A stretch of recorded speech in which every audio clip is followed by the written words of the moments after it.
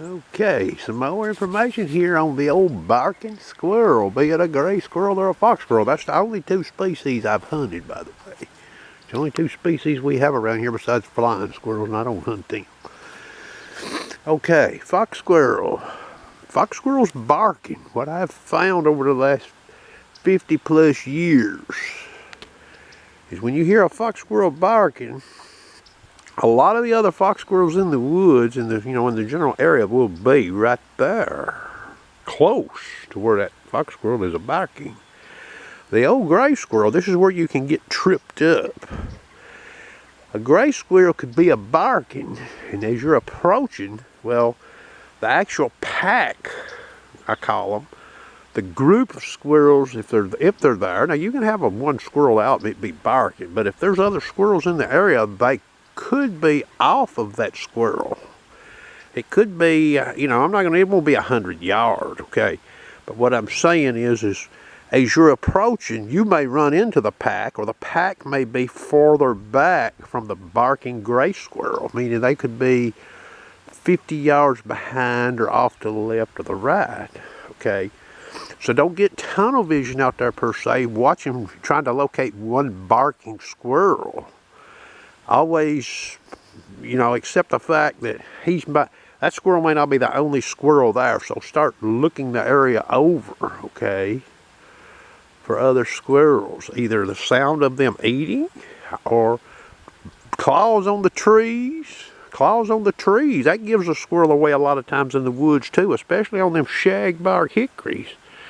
That's a tremendous sound they make running up and down them trees, especially when they're playing, okay?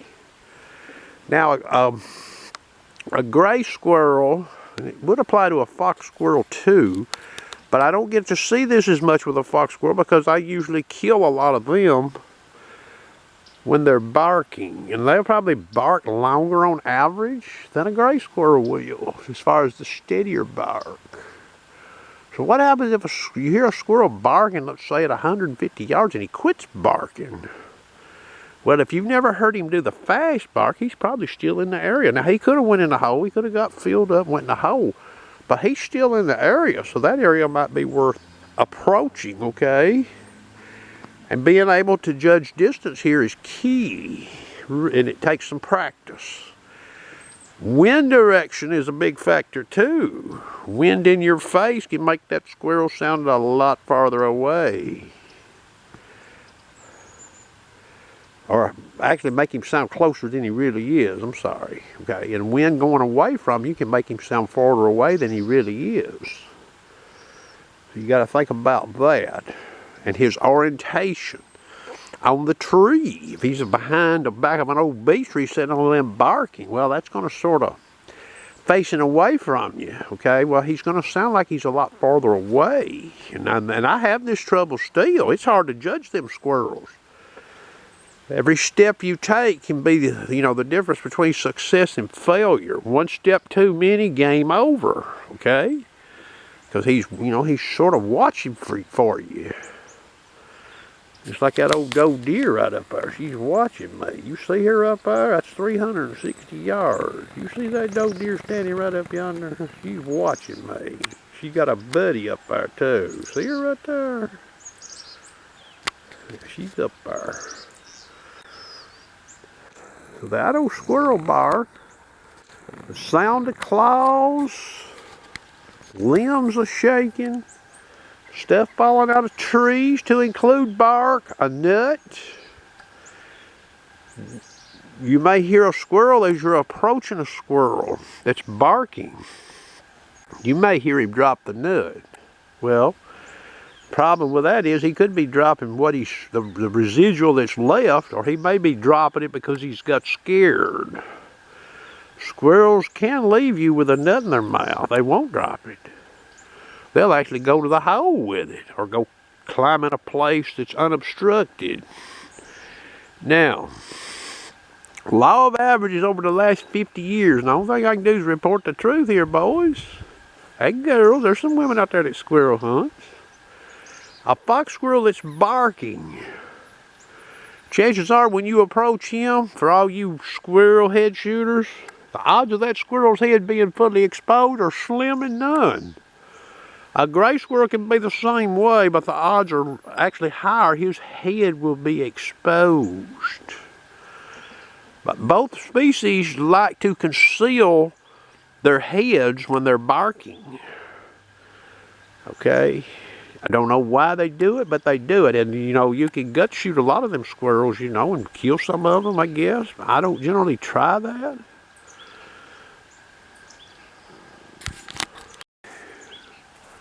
Okay, so now you're in the woods, you know, and the old squirrel has quit barking on you. So you've sort of got a fix on him, okay? Based on the conditions and your experience, you're like, okay, he's up in there about, let's say, 100 yards, and you start on your little journey to try to apprehend him. Well, this is where it pays to understand the squirrel's behavior. Squirrel is not going to go up a small tree generally when they're scared. It'll be a bigger tree in the woods, okay? It won't be a little bush. It won't be a 6-inch tree generally. So the bigger trees, certain species they like better. Beech, snags, okay? So that's where you sort of concentrate your effort. There's always going to be an exception, okay? But generally speaking, for to up your hunting success, you're going to be watching for those trees, the limbs, trees with more cover. Not these old slick bare limb trees. And then knowing where to look in the tree and knowing how high to look in a tree. They like protrusions on trees, branches that have broke off but are still protruding out, say 6 inches. They like to sit in those places when they're barking. Okay? They can sit out in the middle of a limb, but chances are that they like these little nubbins, I call them, that sticks off of trees. It don't take much real estate for an old gray squirrel to perch. Now, when they first go to barking, they may not be very high in a tree. As you approach them, they may go higher. They may not even get totally scared of you, okay? They may get scared, but they get a little higher. Or they go from a smaller tree to a bigger tree for security, okay? Now, you need to be using your eyes a whole lot approaching a barking squirrel. You need to use your ears too, but you use your eyes. You can use binoculars sometimes, but you're watching for movement. Where is that squirrel? You may see another squirrel besides the one that's barking doing this, okay? Being able to spot movement is probably the key, and knowing what to look for. The shape of a squirrel, the tail of a squirrel gets him in trouble a lot of times by an experienced squirrel hunter. They won't conceal their tail, especially the old fox squirrel. He's so long. You go on a 4 treed with a squirrel dog. If fox squirrels didn't have tails, they would survive a lot of squirrel dog hunts because they would never be spotted by the hunter. Well, the same goes for a person who's hunting without a dog. Okay, looking at squirrels in the trees after you've approached them and they've been barking. Well, this is where a rifle scope really comes in handy versus open sights. And this is also where having a scope that's higher quality and maybe parallax adjustable comes in handy, because you have to see obstructions. Okay, but a scope that's parallax adjustable doesn't necessarily get you out of the, get you out of the woods, so to speak. Because what can happen is you can adjust a parallax on, let's say you got a squirrel sitting out there at 60 yards, and you adjust a parallax, and you turn the magnification up high on that scope. Well, guess what that means? That means the limbs that are closer are out of focus. You might not even see them. And you shoot and you've hit an obstruction. So squirrel hunting, to be successful, you have to look at your bullet path, study on it, especially using a rifle, okay?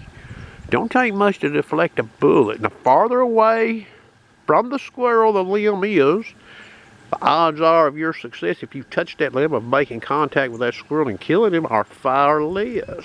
You might shoot a limb up close to a squirrel, still kill it. I believe I did it just a few days ago, showed in a video.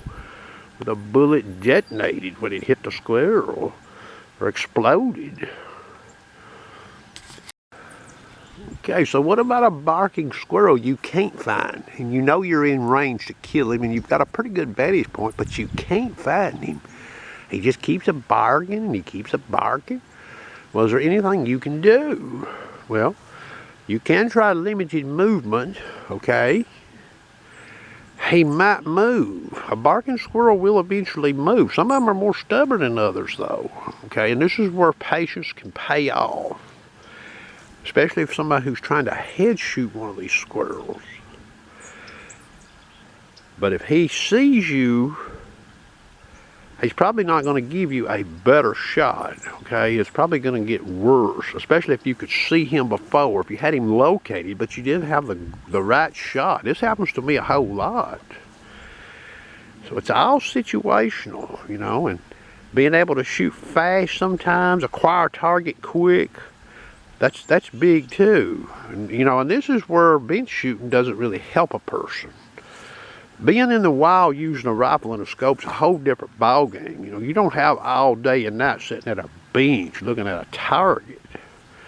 Things change quick in the woods, okay? So you could be a good bench shooter with a rifle and if I took you to the squirrel woods, you might be overwhelmed. I could probably shoot from a bench because I can hunt in the wild. I could sit at a bench on a rest and shoot a gun, there's no doubt.